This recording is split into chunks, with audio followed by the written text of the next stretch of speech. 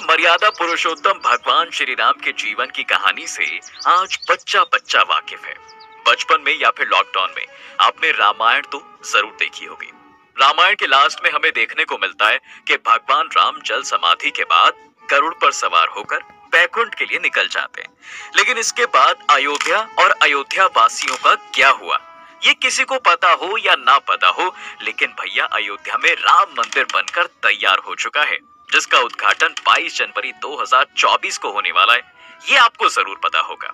अयोध्या में बने इस मंदिर की कहानी कहीं ना कहीं भगवान राम के बैकुंठ जाने के बाद से ही स्टार्ट हो जाती है। जी हाँ, सही सुना आपने। जब इनके पुत्र कुश के द्वारा अयोध्या में राम मंदिर निर्माण करवाया जाता है।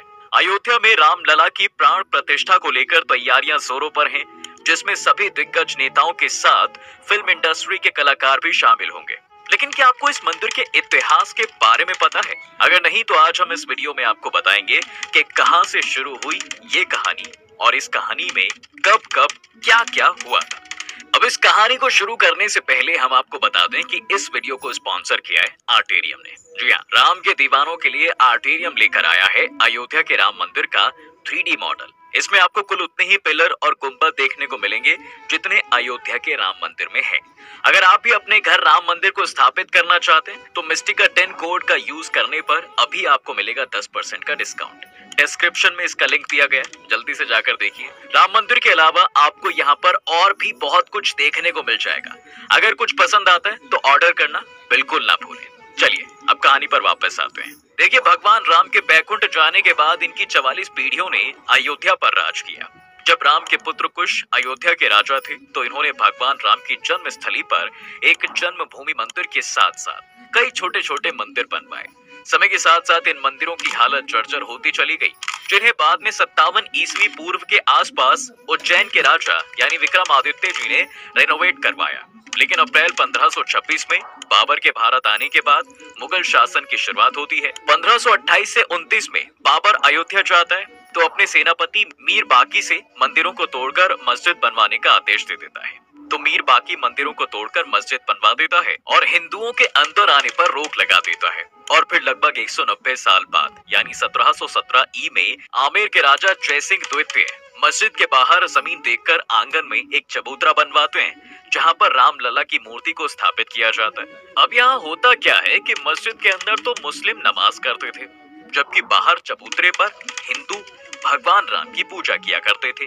ऐसा कई सालों तक चलता रहा और फिर 1853 में भारत के 14 सांप्रदायिक अखाड़ों में से एक निर्मोही अखाड़ा ने क्लेम किया कि इस मस्जिद की जगह पर राम मंदिर था, जिसको बाबर के समय में तोड़कर मस्जिद बना दी गई थी। अब हम यहाँ पर फिर से राम मंदिर बनाएंगे।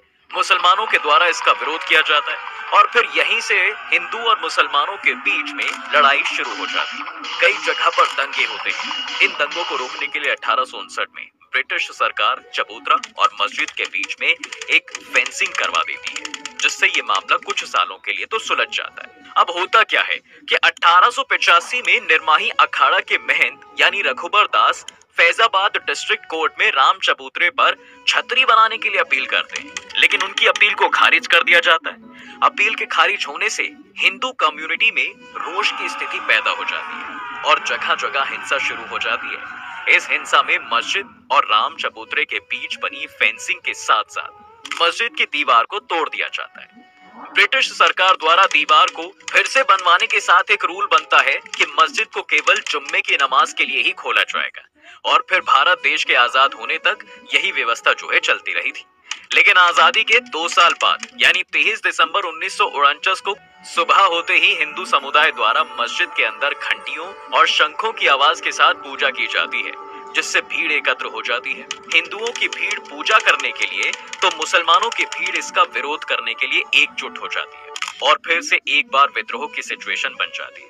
अब देखिए, इतनी भीड़ में पुलिस भी कुछ नहीं कर सकती थी, तो वहां के डिस्ट्रिक्ट मजिस्ट्रेट के नायर इसकी जानकारी प्राइम मिनिस्टर ऑफिस को दे देते हैं। जब ये मामला दिल्ली पहुंचता है तो इस समय प्रधानमंत्री जवाहरलाल नेहरू थे। नेहरू जी पीएमओ ऑफिस से के नायर को एक आदेश पारित करके कहते हैं कि जबरदस्ती करके किसी चीज को हथियाना गलत है। मूर्ति को तुरंत मस्जिद से निकालकर बाहर किया जाना चाहिए।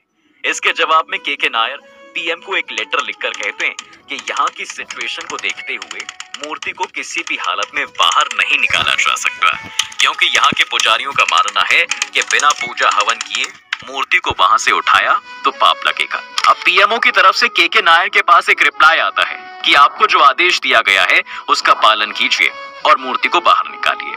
तो इस आदेश के जवाब में के नायर पीएमओ को 2 सुझाव लिखकर भेजते हैं। पहला तो ये कि यहाँ पर सिचुएशन आउट ऑफ कंट्रोल है। मस्जिद की सुरक्षा और लोगों की भीड़ को देखते हुए मस्जिद के बाहर एक जालीनुमा गेट लगाना होगा, जिससे मस्जिद को कोई नुकसान नहीं होगा और सभी लोग बाहर से दर्शन कर पाएंगे।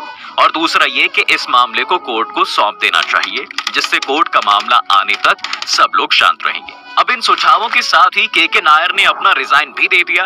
इनके रेजिग्नेशन को तो स्वीकार नहीं किया गया, लेकिन पीएमओ को उनके सुझाव बहुत पसंद आए। ये मामला कोर्ट में चला जाता है और इस तरह रामलला की मूर्ति मंदिर में ही रहती है। अब भैया हिंदू पक्ष से तो निर्मोही अखाड़ा और मुस्लिम पक्ष से सुन्नी वक्फ बोर्ड दोनों के द्वारा एक केस फाइल किया जाता है, जिसमें निर्मोही अखाड़ा कहता है कि यहाँ पर शुरुआत से ही राम मंदिर था और अब तो मूर्ति भी निकल आई है, तो इसका पूरा अधिकार हमें दे दिया जाए ताकि हम यहाँ पर राम मंदिर बना सकें। वहीं सुन्नी वक्फ बोर्ड दावा करता है कि यहाँ पर शुरुआत से ही मस्जिद रही है, इसका पूरा कंट्रोल हमें मिलना चाहिए। तकरीबन 20 से 25 साल तक ये दोनों केस कोर्ट में रहते हैं। अभी तक यहाँ पर कांग्रेस पार्टी सत्ता में थी। 1980 में जनसंघ से अलग होकर बीजेपी का गठन होता है। बताया जाता है कि बीजेपी के गठन के बाद विश्व हिंदू परिषद, शिवसेना, बजरंग दल और आरएसएस जैसे सभी हिंदू दल एक्टिव हो जाते हैं।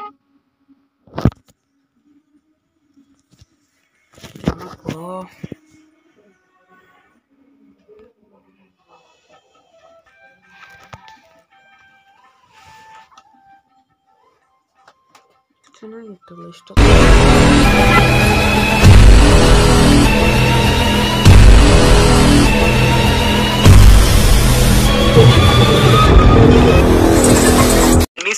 में विश्व हिंदू परिषद द्वारा एक धर्म संसद का आह्वान किया जाता है, जिसमें बीजेपी के बड़े बड़े नेता लाल कृष्ण आडवाणी, मुरली मनोहर जोशी ये लोग भी शामिल होते हैं। इस धर्म संसद में विश्व हिंदू परिषद के प्रेसिडेंट अशोक सिंघल ऐलान करते हैं कि भाई राम मंदिर बनेगा और जरूर बनेगा।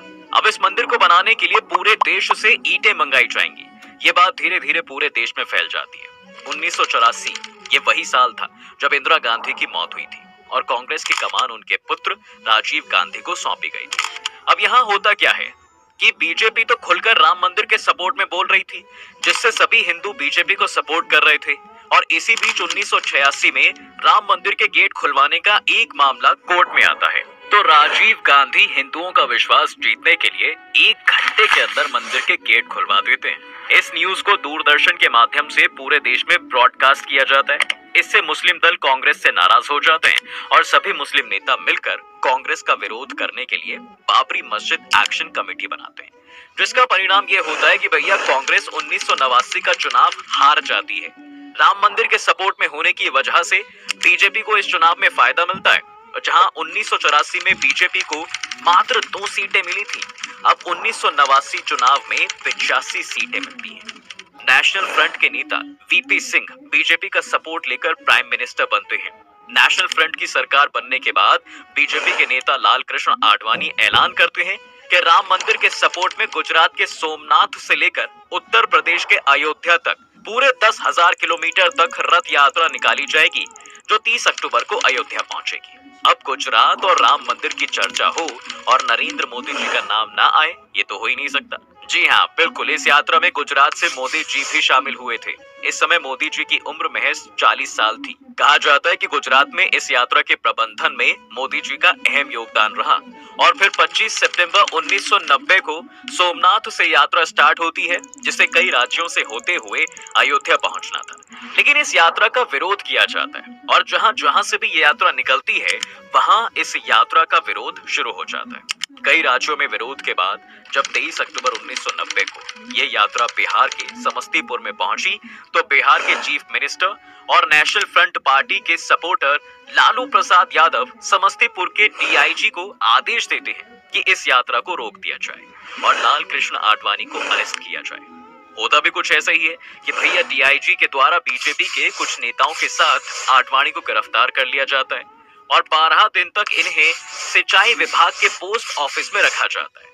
दरअसल यात्रा शुरू होने से पहले आडवाणी ने यह कहा था कि देखता हूं किसने माई का दूध पिया है जो मेरी रथ यात्रा रोकेगा। अब यही वजह थी कि लालू यादव ने नेहले पर दहला मारकर आडवाणी को गिरफ्तार करवाया और कहा कि मैंने माँ और भैंस दोनों का दूध पिया है। इस गिरफ्तारी का परिणाम ये होता है कि भैया जैसे ही ये खबर दिल्ली पहुंचती है तो बीजेपी वीपी सिंह गवर्नमेंट ने अपना समर्थन वापस ले लिया और जिससे वीपी सिंह की सरकार गिर जाती है। अब रथ यात्रा के बीच में हुए दंगों से नाराज होकर 30 अक्टूबर 1990 को बड़ी संख्या में कार सेवक अयोध्या पहुंचते हैं और मस्जिद के ऊपर चढ़कर अपना झंडा लगा देते हैं, जिससे हालात और खराब हो जाते हैं। इस समय उत्तर प्रदेश में मुलायम सिंह की सरकार थी, तो इस दंगे को रोकने के लिए मुलायम सिंह कार सेवकों पर गोली चलाने का आदेश दे देते हैं। इस गोलीबारी में 5 कार सेवकों की मौत हो जाती है, जिससे अयोध्या ही नहीं बल्कि पूरे देश का माहौल एकदम ऐसा गर्म हो जाता है।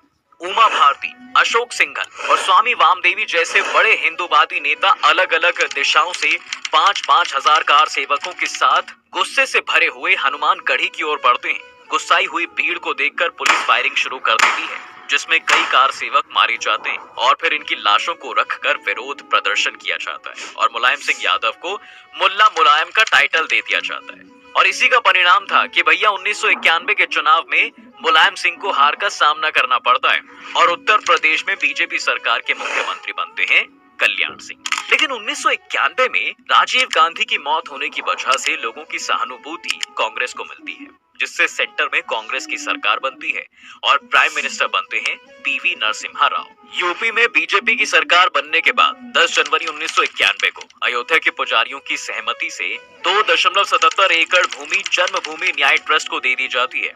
ये ट्रस्ट राम मंदिर के लिए जगह बनाने के लिए कंस्ट्रक्शन चालू कर देता है, लेकिन इसका मामला पहले से ही कोर्ट में चल रहा था, जिस वजह से कोर्ट द्वारा कंस्ट्रक्शन पर बैन लगा दिया जाता है। बैन लगने के बावजूद मंदिर बनाने के लिए 1992 में फिर से कार सेवकों का आह्वान किया जाता है। इस समय यूपी में तो बीजेपी की सरकार थी, लेकिन केंद्र में कांग्रेस की सरकार थी। केंद्र और राज्य सरकारों को ये डर था कि फिर से पहले जैसी सिचुएशन ना बन जाए। इसलिए 30 अक्टूबर 1992 में प्रधानमंत्री पीवी नरसिम्हा विश्व हिंदू परिषद और सिया सुन्नी बोर्ड दोनों के लीडर्स को मीटिंग के लिए दिल्ली बुलाते हैं, लेकिन इस मीटिंग में कोई खास निष्कर्ष नहीं निकलता और विश्व हिंदू परिषद के नेता आपस में ही एक प्राइवेट मीटिंग करके 6 दिसंबर को फिर से कार सेवकों को बुलाने का ऐलान कर देते हैं।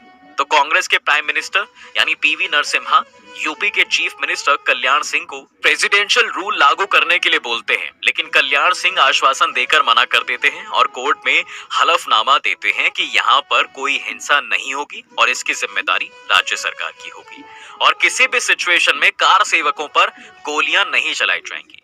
अब देखिए 6 दिसंबर 1992 को 2 लाख से ज्यादा कार सेवक अयोध्या पहुंचे थे। इस समय बीजेपी के कुछ नेताओं पर अयोध्या आने पर रोक लगा दी जाती है और यही वजह है कि उमा भारती सिर मुंडवाकर वहां पहुंचती हैं ताकि कोई उन्हें पहचान न पाए।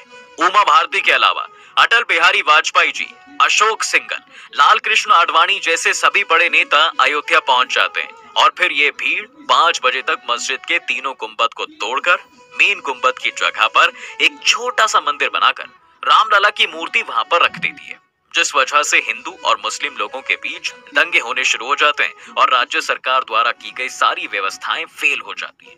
हजारों की संख्या में लोगों की मौत होती है और सेंट्रल गवर्नमेंट द्वारा यूपी में प्रेसिडेंशियल रूल लागू कर दिया जाता है, जिसके बाद कल्याण सिंह मुख्यमंत्री पद से अपना इस्तीफा देते हैं। ये मुद्दा इंडिया तक ही सीमित नहीं रहता, बल्कि इसके विरोध में पाकिस्तान और बांग्लादेश में हिंदुओं की दुकानें जलाई जाती हैं, उन्हें लाठियों से मारा जाता है और कई हिंदू मंदिर तोड़ भी दिए जाते हैं। अब जब 2001 में बीजेपी पार्टी से अटल बिहारी वाजपेयी की सरकार बनती है, तो विश्व हिंदू परिषद द्वारा सेंट्रल गवर्नमेंट को बोला जाता है कि अयोध्या में राम मंदिर बनाने का काम शुरू करवाओ और अगर सरकार से नहीं हो रहा है तो हमें बता दो, फिर हम मंदिर बनवाएंगे।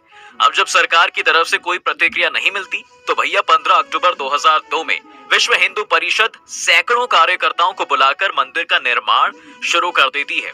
जब ये कार्यकर्ता अयोध्या से लौटकर जा रहे थे तो जैसे ही इनकी ट्रेन गोधरा पहुंचती है तो भड़के हुए लोगों द्वारा ट्रेन में आग लगा दी जाती है, जिसमें 58 लोगों की मौत हो जाती है और इसके बाद एक बार फिर से देश का माहौल गर्म हो जाता है, जिससे कोर्ट इस मामले में तेजी करने की कोशिश करती है और फिर एएसआई यानी आर्कियोलॉजी जर्नी ऑफ इंडिया को इस मंदिर के आसपास खुदाई करके रिलेटेड साक्ष्य निकालने के लिए बोला जाता है।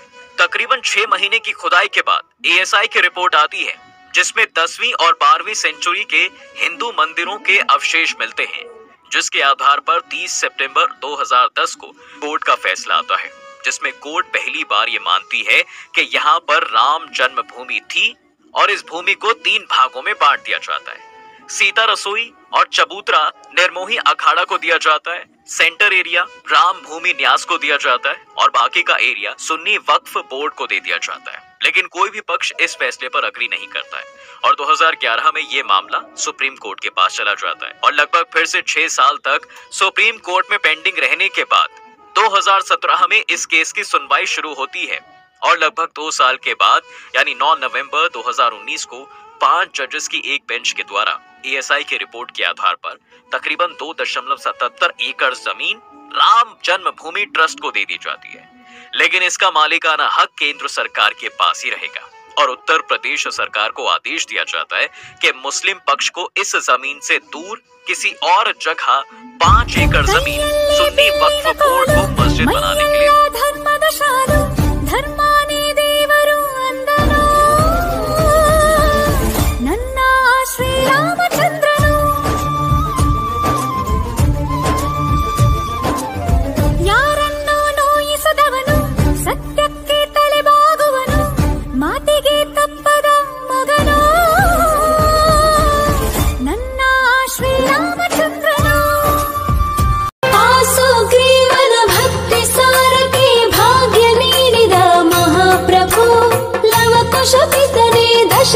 सुतने सीता वल्लभ शरणु प्रभु करुणा सागर भक्त वत्सल कोदंड राम कनिकरिसु पामर जनर पालने माडी ಮೂಜಗವನ್ನು ಧರಿಸು।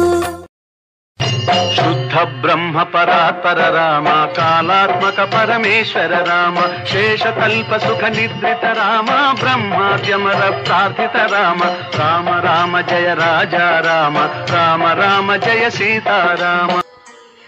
ಇನ್ನಷ್ಟು ಬೇಕೆನ್ನ ಹೃದಯಕ್ಕೆ ರಾಮ ನಿನ್ನಷ್ಟು ನೆಮ್ಮದಿಯು ಎಲ್ಲಿಹುದು ರಾಮ ನಿನ್ನಷ್ಟು ಬೇಕೆನ್ನ ಹೃದಯಕ್ಕೆ ರಾಮ ನಿನ್ನಷ್ಟು ನೆಮ್ಮದಿಯು ಎಲ್ಲಿಹುದು ರಾಮ ರಾಮ ರಾಮ ರಾಮ ರಾಮ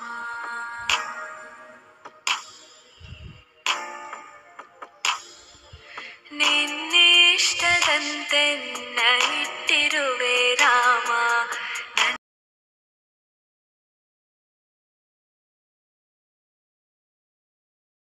ಸುಗ್ರೀವನ ಭಕ್ತಿ ಸಾರಕ್ಕೆ ಭಾಗ್ಯ ನೀಡಿದ ಮಹಾಪ್ರಭು ಲವಕುಶ ಪಿತನೇ ದಶರಥ ಸುತನೇ ಸೀತಾ ವಲ್ಲಭ ಶರಣು ಪ್ರಭು ಕರುಣಾ ಸಾಗರ ಭಕ್ತ ವತ್ಸಲ ಕೋದಂಡ ರಾಮ ಕನಿಕರಿಸು ಪಾಮರ ಜನರ ಪಾಲನೆ ಮಾಡಿ ಮೂಜಗವನ್ನು ಧರಿಸು। शुद्ध ब्रह्म परात्पर राम कालात्मक परमेश्वर राम शेषकल्प सुख निद्रित राम ब्रह्माद्यमर प्रार्थित राम राम राम जय राजा राम राम राम जय सीता राम।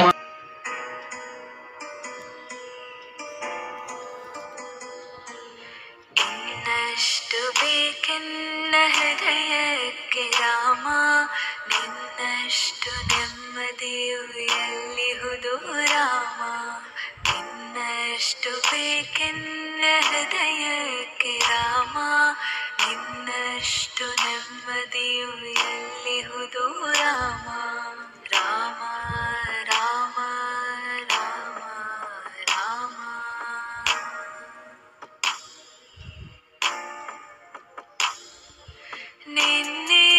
ನಿನ್ನಿಷ್ಟದಂತೆನ್ನ ಇಟ್ಟಿರುವೆ ರಾಮ ನನ್ನಿಷ್ಟದಂತೆಲ್ಲ ಕೊಟ್ಟಿರುವೆ ರಾಮ ಕಷ್ಟಗಳ ಕೊಡಬೇಡ ಎನ್ನಲಾರೆ ರಾಮ ಕಷ್ಟ ಸಹಿಸುವ ಸಹನೆ ಕೊಡು ನನಗೆ ರಾಮ ಕಷ್ಟ ಸಹಿಸುವ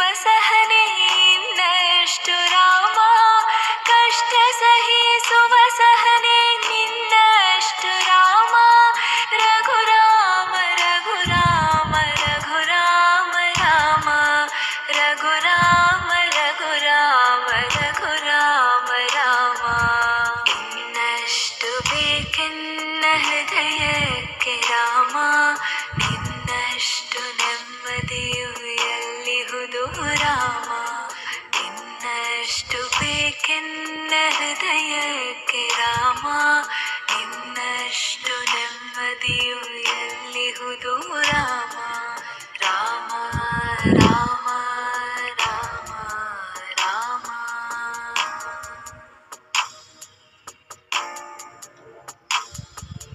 ಒಳತಿನಡೆ ಮುನ್ನಡೆವ ಮನವ ಕೊಡು ರಾಮ ಸೆಳೆತಕ್ಕೆ ಸಿಗದಂತೆ ಸ್ಥಿರತೆ ಕೊಡು ರಾಮ ನೆನ್ನೆಗಳ ಪಾಪಗಳ ಸೊನ್ನೆಯಾಗಿಸು ರಾಮ ನಾಳೆಗಳು ಪುಣ್ಯಗಳ ಹಾದಿಯಾಗಲಿ ರಾಮ ನನ್ನ ಬಾಳಿಗೆ ನಿನ್ನ ಹಸಿವ ಕೊಡು ರಾಮ ನನ್ನ ತೋಳಿಗೆ ನಿನ್ನ ಕಸುವ ಕೊಡು ರಾಮ ಕಣ್ಣು ಕಳೆದರು ನಿನ್ನ ಕನಸ ಕೊಡು ರಾಮ ನನ್ನ ಹರಣಕ್ಕೆ ನಿನ್ನ ಚರಣ ಕೊಡು ರಾಮ ಇನ್ನಷ್ಟು ಬೇಕೆನ್ನ ಹೃದಯಕ್ಕೆ ರಾಮ ನಿನ್ನಷ್ಟು ನೆಮ್ಮದಿಯು ಎಲ್ಲಿಹುದು ರಾಮ ಇನ್ನಷ್ಟು ಬೇಕೆನ್ನ ಹೃದಯಕ್ಕೆ ರಾಮ ನಿನ್ನಷ್ಟು ನೆಮ್ಮದಿಯು ಎಲ್ಲಿಹುದು ರಾಮ ರಾಮ ರಾಮ ರಾಮ ರಾಮ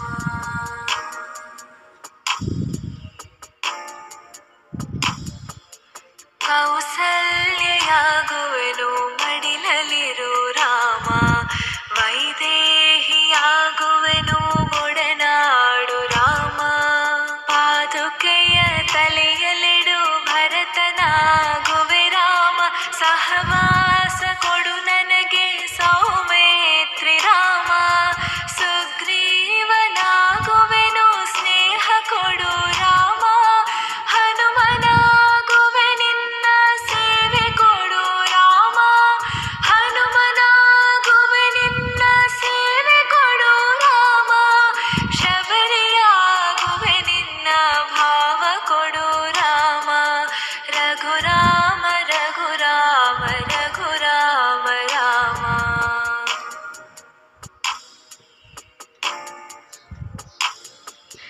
ಇನ್ನಷ್ಟು ಬೇಕೆನ್ನ ಹೃದಯಕ್ಕೆ ರಾಮ ನಿನ್ನಷ್ಟು ನೆಮ್ಮದಿಯು ಎಲ್ಲಿಹುದು ರಾಮ ಇನ್ನಷ್ಟು ಬೇಕೆನ್ನ ಹೃದಯಕ್ಕೆ ರಾಮ ನಿನ್ನಷ್ಟು ನೆಮ್ಮದಿಯು ಎಲ್ಲಿಹುದು ರಾಮ ರಾಮ ರಾಮ ರಾಮ ರಾಮ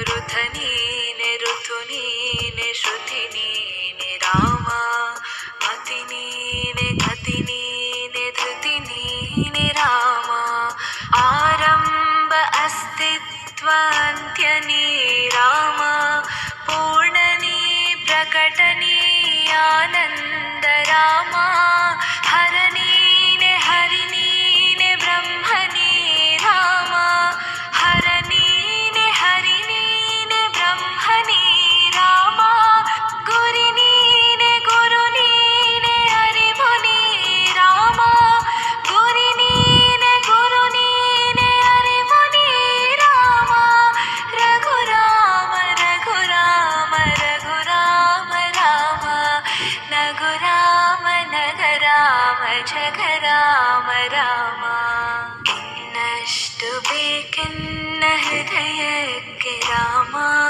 ನಿನ್ನಷ್ಟು ನೆಮ್ಮದಿಯು ಎಲ್ಲಿಹುದು ರಾಮ ಇನ್ನಷ್ಟು ಬೇಕೆನ್ನ ಹೃದಯಕ್ಕೆ ರಾಮ ನಿನ್ನಷ್ಟು ನೆಮ್ಮದಿಯು ಎಲ್ಲಿಹುದು ರಾಮ ರಾಮ ರಾಮ ರಾಮ ರಾಮ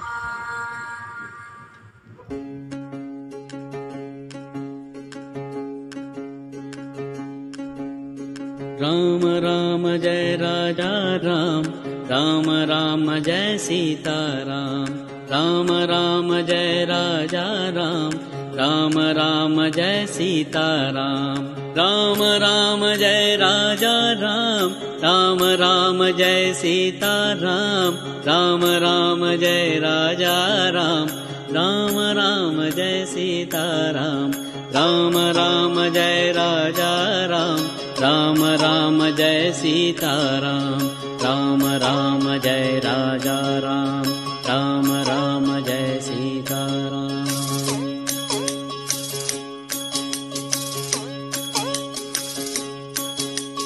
राम राम जय राजा राम, राम राम जय सीताराम, राम राम जय राजा राम, राम राम जय सीताराम, राम राम जय राजा राम, राम राम जय सीताराम, राम राम जय राजा राम, राम राम जय सीताराम, राम राम जय राजा राम, राम राम जय सीताराम, राम राम जय राजा राम, राम राम जय सीताराम, राम राम जय राजा राम, राम राम जय सीताराम, राम राम जय राजा राम, राम राम जय सीताराम।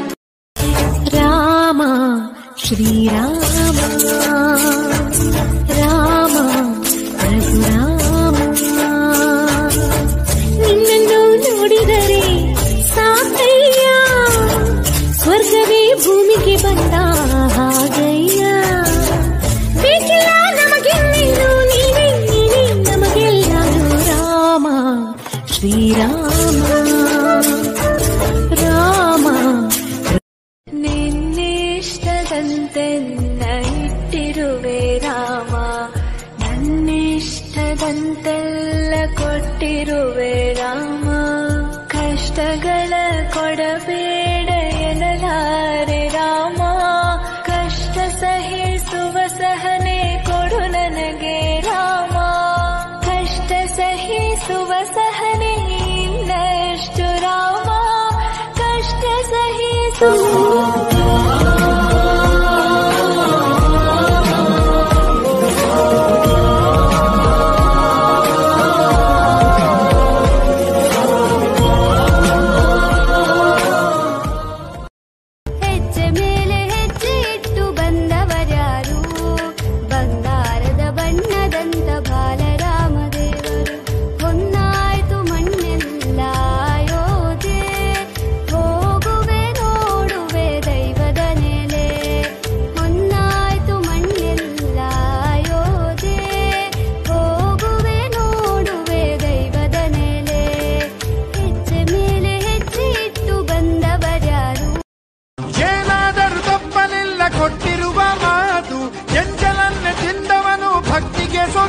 ದಶ ದಿಶೆಯಲ್ಲೋ ಯುವ ಮಹಾರಾಜ, ಯುಗ ಪುರುಷನೇ ಈ ಗುಣ ತೇಜ.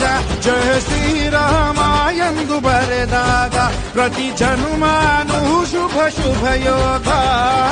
ನಂಬಿ ಬಂದವರ ಆಧಾರ ರಾಮ ಅಂದ್ರೆ ಪಾಪಗಳ ಪರಿಹಾರ. ಬಾರೋ ಹಾಕೋ ಜೈ ಶ್ರೀ ಆಂಜನೇಯಂ ಪ್ರಸನ್ನಾಂಜನೇಯಂ, ಶ್ರೀರಾಮದೂತಂ ಮಹಾಕಾಯವೀರಂ. ಪ್ರಳಯವೇ ನಡೆಯಲಿ ಅಸುರರ ಎದುರಿಸು, ಗಗನವೇ ಜರುಗಲಿ ಗಡಗಡ ನಡುಗಿಸು. ಧರ್ಮ ಉಳಿಸೋ, ಸತ್ಯ ಮೆರೆಸೋ, ವಜ್ರದೇಹಿ ಬಾರೋ. ಜೈ ಜೈ ಜೈ ಜೈ ಬಜರಂಗ. ನಿನ್ನಿಷ್ಟದಂತೆನ್ನ ಇಟ್ಟಿರುವೆ ರಾಮ, ನನ್ನಿಷ್ಟದಂತೆಲ್ಲ ರಾಮ ಶ್ರೀರಾಮ ರಾಮ ರಘುರಾಮ. ನಿನ್ನನ್ನು ನೋಡಿದರೆ ಸಾಕಯ್ಯ, ಸ್ವರ್ಗವೇ ಭೂಮಿಗೆ ಬಂದ ಹಾಗಯ್ಯ. ಬೇಕಿಲ್ಲ ನಮಗೆಲ್ಲೆಲ್ಲೂ ನೀನೇ, ನೀನೇ ನಮಗೆಲ್ಲರೂ ರಾಮ ಶ್ರೀರಾಮ